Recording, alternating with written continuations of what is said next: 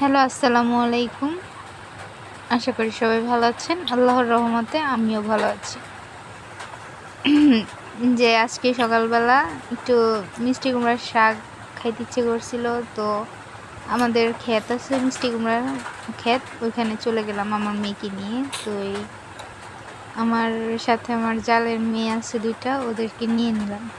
ওরা আবার আমি যেখানে যাই ওরা সবসময় আমার সাথে যায়। তো শাক তুলতে চলে গেলাম, এখন যায় দেখি মানুষ শাক নিয়ে গেছে, শাক নাই তেমন একটা।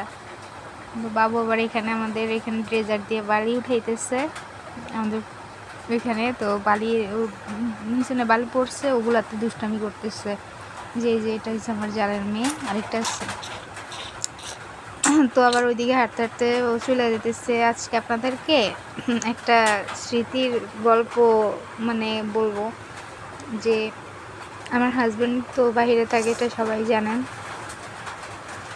ও আবার বলতেছে মাঝখানে যে দেখো একটা পাতাকপি কি সুন্দর হয়েছে না। আমি বলছি সমস্যা নাই, এটা সিরিজ না, এটা কিন্তু এমনিতেই হয়েছে, আমরা লাগাইনি। তো আমার ডাক দিল, আমি আবার ওর কাছে গেলাম, যে দেখলাম। ও বলে যে এটা উঠে, আমি বলি না না, এটা বড় হবে আরও। না বললে ওকে নিয়ে চলে আসলাম টমেটো বাগানে যাবো বললাম, যে টমেটো আছে কিনা দেখতে। ও বলে যে আচ্ছা যাব। তো ওর দুইটা নিয়ে আমি চলে যেতেছি আমাদের একটা ফজেট পারে, মানে ওইখানে কিছু স্মৃতি বলে না, প্রবাসীরা যেখানেই যাও তাদের কপালে সুখ আল্লাহ তালা হয়তো বা কোথাও লেখা রাখে নাই। ওরা মানুষের জন্যই বাঁচছে, নিজের জন্য বাঁচছে না। আমার হাজব্যান্ড দেশে আসছিল, দেশে আসার পরে হাঁস উঠাইছে, মুরগি উঠাইছে, ফার্ম করছে।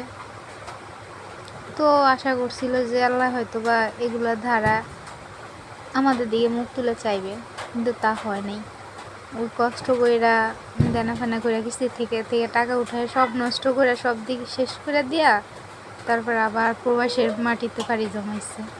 এই জন্য বলি আর কি, এই যে এই জায়গাটা আমরা একসময় এখানে হাঁস পালতাম, তারপরে শামুক চাষ করছিল, এই আর কি। হাঁস উঠাইছিলাম, প্রথমে মুরগি উঠাইছিলাম, মুরগি মারা যাওয়ার পরে হাঁস উঠাইছিলাম, হাঁসও হয় নাই, মারা গেছে।